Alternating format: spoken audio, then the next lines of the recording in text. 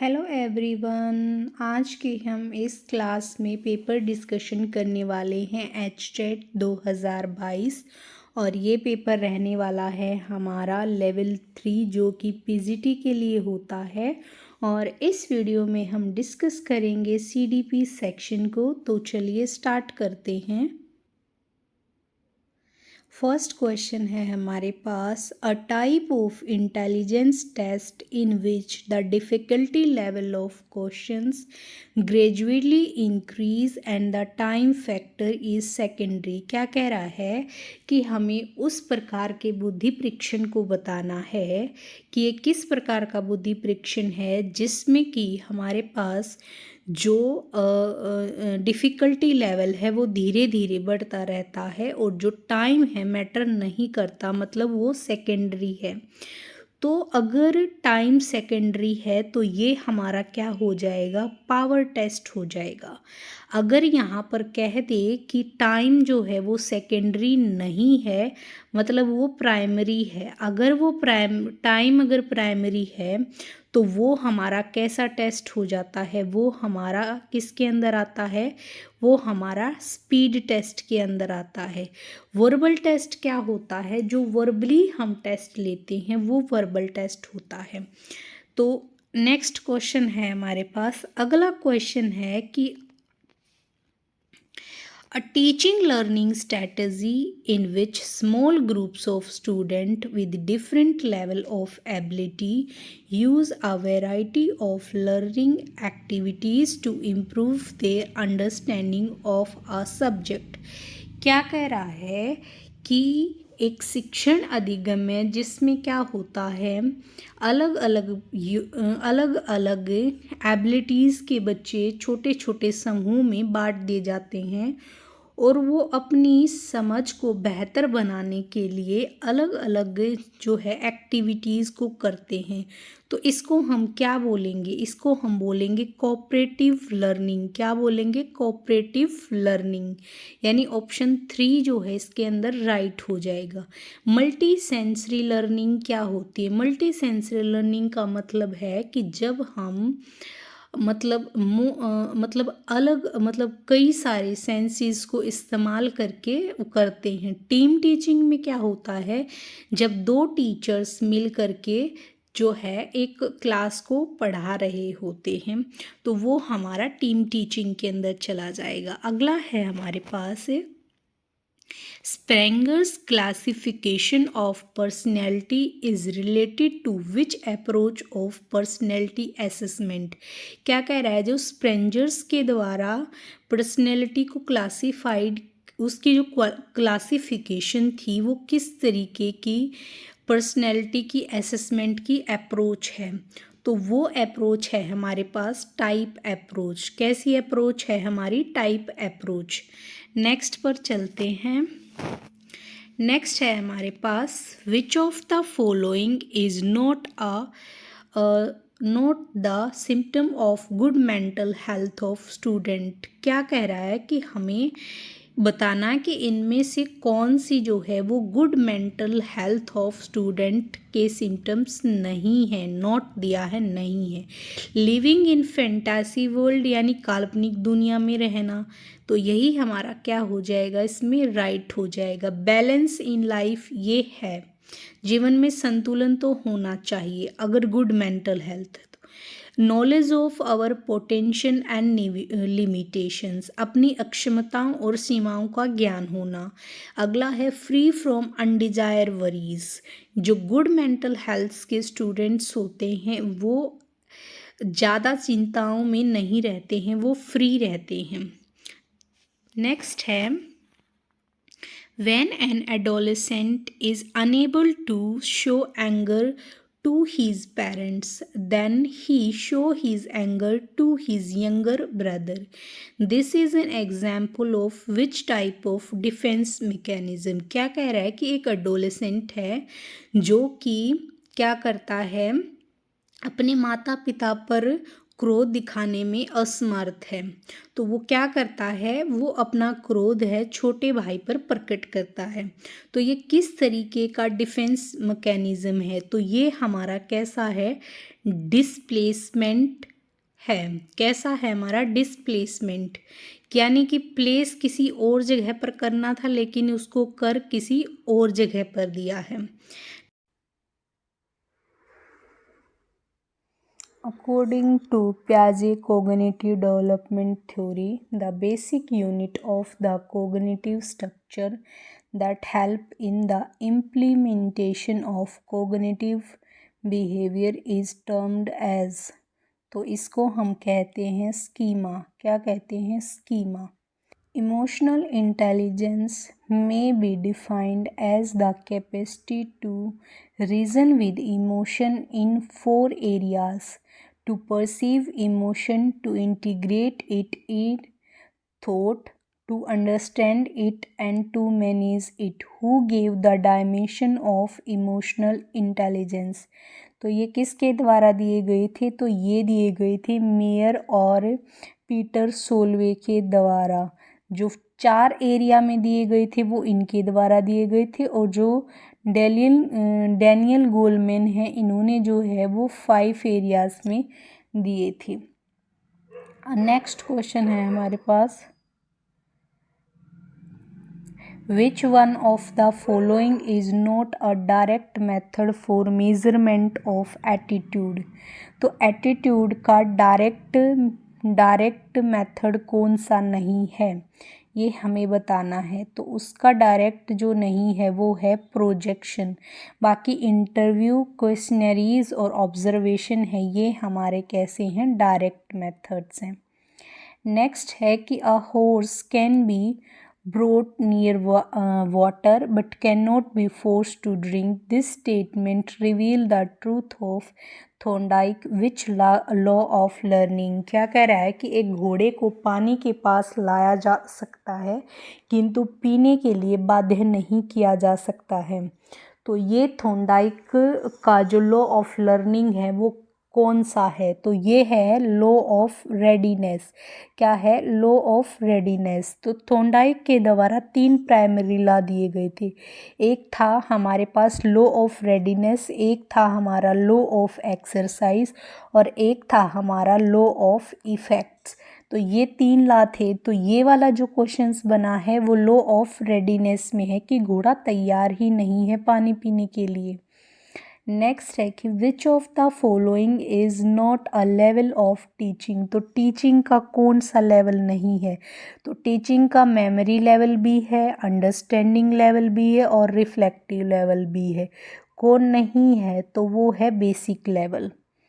Next है हमारे पास, which one of the following is not a part of Bronfenbrenner's ecological system theory. तो जो bronze फेब्रेनर थे, उन्होंने जो अपनी जो इकोलॉजिकल सिस्टम थ्योरी दी थी उसके अंदर जो थे 5 सिस्टम्स दिए थे। पहला जो दिया था वो कौन था? वो था माइक्रो। ठीक है। दूसरा कौन सा दिया गया था? वो म्यूज़ो दिया गया था। और तीसरा हमें दिया गया था एक्सो। और चौथा हमें दिया गया था मैक्रो। क्या दिया गया था? मैक्रो। और एक जो लास्ट हमें 5th वाला दिया गया था वो था हमारा कौन सा? क्रोनो। ठीक है। तो हमें बताना है कि इनमें से कौन सा नहीं है। तो जो माइनर सिस्टम है ये इन्होंने इनके द्वारा नहीं दिया गया था। तो राइट आंसर हमारा यही हो जाएगा। नेक्स्ट पर चलते हैं कि which pair is not correct with reference to emotions and basics instinct. बात करें बेसिक्स इंस्टिंक्ट्स किन के द्वारा दिए गए थे? तो बेसिक इंस्टिंक्ट्स थे वो मैकडूगल्स के द्वारा दिए गए थे, और ये जो थे इनके द्वारा जो बात करी गई थी वो 14 बेसिक्स इंस्टिंक्ट की बात करी गई थी। यहाँ पे हमें बताना नोट करेक्ट कौन सा। पहला दिया है एंगर रिपल्सन। ये फर्स्ट वाला ही हमारा नोट करेक्ट है, क्योंकि एंगर का जो है रिपल्सन नहीं होता है। एंगर का क्या होता है? एंगर का होता है कम्बैक्ट, या क्या होता है? पुग्नेसिटी। क्या होता है? पुग्नेसिटी। ठीक है। जो हमारा रिपल्सन होता है ना, रिपल्सन हमारा किसके लिए होता है? ये हमारा हेट या डिस्गस्ट के लिए हम इस्तेमाल करते हैं। ठीक है, तो हमारा आंसर यही करेक्ट हो जाएगा। ऑनरशिप हमारा कलेक्शन होता है, वंडर हमारी क्यूरियोसिटी होती है, फियर हमारा एस्केप होता है। बाकी सब सही हैं। नेक्स्ट पर चलते हैं। अगला है हमारे पास कि which way is the most appropriate for social development of adolescents. तो सोशल डेवलपमेंट की बात कर रहा है। पहला कह रहा है डिस्कशन ऑन सोशलाइजेशन, कि सोशलाइजेशन पर उनका डिस्कशन करवाएंगे। ऐसे कंपटीशन ऑन सोशल वैल्यूज़, एक कंपटीशन करवाएंगे सोशल वैल्यूज़ के ऊपर। ऑर्गेनाइजिंग ग्रुप एक्टिविटीज़ को ऑर्गेनाइज करवाएंगे। Documentary on social relation. तो बेस्ट हमारा ऑप्शन जो रहेगा ऑप्शन नंबर 3, कि हम ग्रुप एक्टिविटीज़ करवाएंगे। अगला है हमारे पास कि according to Maslow need hierarchy theory esteem needs are which type of need. अब बात कर रहा है कि सम्मान, तो सम्मान व्यक्ति को कहाँ चाहिए, समाज के अंदर। तो जो एस्टीम नीड्स थी वो हमारी कैसी नीड्स थी, वो हमारी सोशल नीड थी। अगला है हमारे पास कि which of the following task is not related to Baqer Mehdi test of creativity. First है अनयूजुअल यूजेस रिलेटेड टास्क, ये तो बाकर मेहंदी के अंदर था। New relations between pair related task, ये भी था। प्रोडक्ट इम्प्रूवमेंट रिलेटेड टास्क, ये भी था। तो फोर्थ है हमारा ask and guess related task, ये पूछो एवं अनुमान लगाओ संबंधित कार्य जो है बाकर मेहंदी से रिलेटेड नहीं है। नेक्स्ट है हमारा कि which of the following statement is not correct with reference to individual differences. Individual differences के संदर्भ में हमें बताना कौन सा करेक्ट नहीं है। फर्स्ट है no two persons can be exactly alike, कि दो पर्सन जो हैं वो एक जैसे नहीं हो सकते, ये तो करेक्ट है। इंडिविजुअल डिफरेंसेस में बिलोंग्स टू डिफरेंट एरियाज़, यानी कि अलग अलग एरियाज़ से संबंधित हो सकते हैं, ये बात भी करेक्ट है। Individual differences affects different dimensions of development, ये बात भी करेक्ट है कि इंडिविजुअल डिफरेंसेस इफ़ेक्ट डालते हैं अलग डेवलपमेंट्स की अलग अलग डायमेंशंस पे।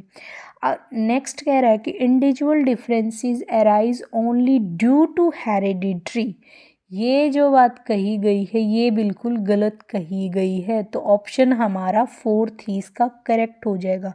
क्या कह रहा है कि इंडिविजुअल डिफरेंसेस जो है ना वो केवल और केवल हेरिडिटरी से होते, बिल्कुल नहीं, इन्वायरमेंट से भी हो सकते हैं, कोई और फैक्टर भी हो सकता है।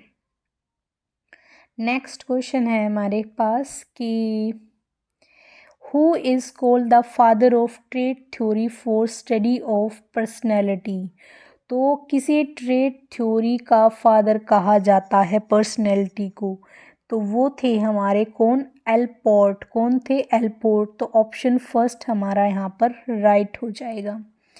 नेक्स्ट है कि Which of the following pairs of communication skill is correct for receiving the information।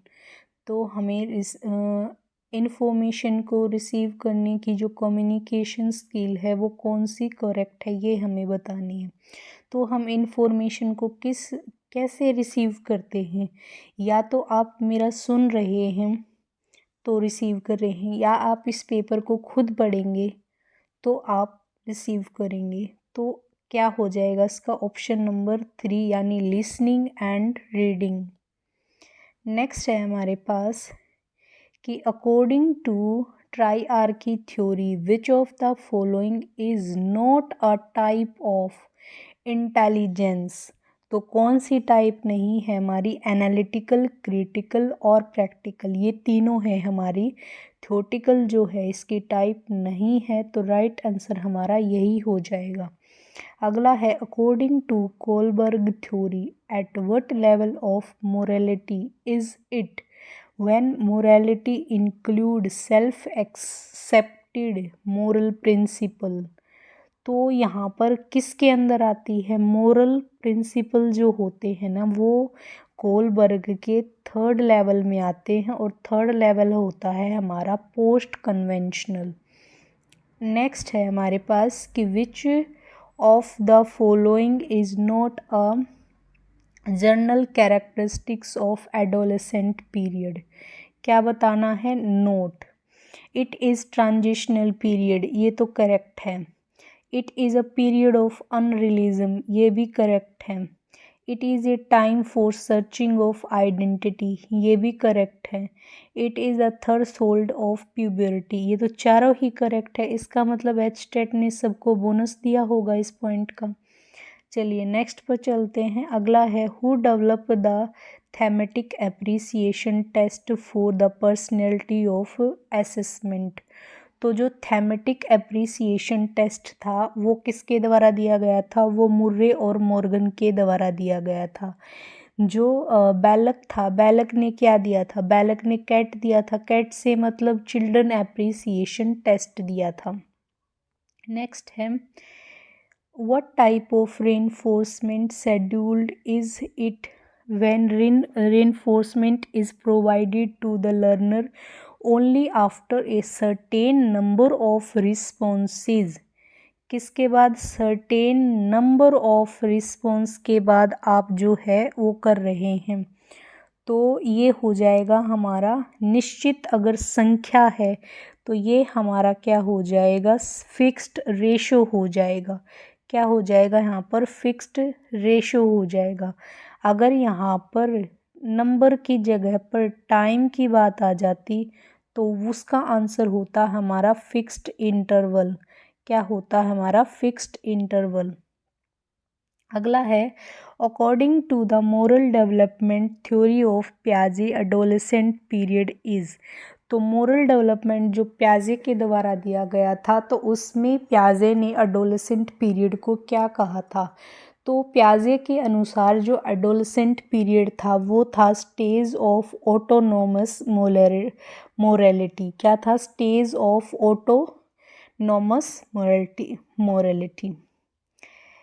Which of the following factor positively affect learning. तो लर्निंग को जो अफेक्ट करेगा वो है इनफॉर्मल फीडबैक। क्या है, इनफॉर्मल फीडबैक। नेक्स्ट है हमारे पास Rohit help other to get praise, this is an example. और रोहित प्रशंसा पाने हेतु दूसरों की सहायता करता है, यह किस तरीके का उदाहरण है। तो ये है एक्सटिंक्ट मोटिवेशन का। What will be the intelligence quotient of 15-year-old boy when his mental age is 12। अब हमें फॉर्मूला पता है कि जो हम निकालते थे वो क्या होता था हमारे पास, MA/CA इंटू 100। ठीक है, MA मतलब मेंटल एज, CA मतलब क्रोनिकल एज। मेंटल एज कितनी है इसकी, मेंटल एज तो इसकी 12 है और क्रोनिकल एज 15 है। इंटू में 100 करेंगे। अब इसको काट लेंगे, इसको अगर हम काटेंगे तो यहाँ पर देखो, इसको 5 की टेबल में काटेंगे तो ये 20 पर जाएगा और ये 3 पर जाएगा। 3 पर 3 और 3 चौके 12 और 4 80। तो यानी राइट आंसर हो जाएगा हमारा यहाँ पर 80।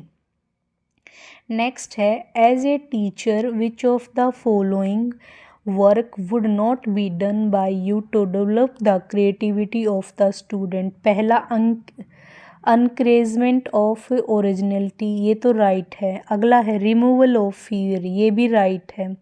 फ्रीडम टू रिस्पोंड, ये भी राइट है। यहाँ पर कहा है कि हम उनकी डाइवर्जेंट थिंकिंग को अवॉइड कर देंगे, उनको अवॉइड नहीं करेंगे, उनको इंक्लूड करेंगे। तो राइट आंसर हो जाएगा हमारा ऑप्शन नंबर 4। नेक्स्ट है हमारे पास development which proceed from centre to periphery, यानी सेंटर से पेरिफेरी की तरफ डेवलपमेंट होता है तो वो होता है हमारा, ऐसे याद रखने, पेरिफेरी की स्पेलिंग P आती है तो प्रोक्सीमोडियल। ठीक है, और एक होता है हमारा हेड टू जो टो होता है वो हमारा सिफिकल कॉर्डल होता है, यानी सिर से पैर। तो सिर में सी और इसमें याद रखना पेरिफेरी में पी यानी प्रोक्सीमिडल। स्पाइरल का मतलब है डेवलपमेंट, इस तरीके से स्ट्रेट नहीं है, स्पाइरल है। नेक्स्ट है हमारे पास कि hunger and thirst is which type of motive. Hunger और थर्स्ट बताना है तो वो हमारा कैसा है, इंस्टिंक्ट है। कैसा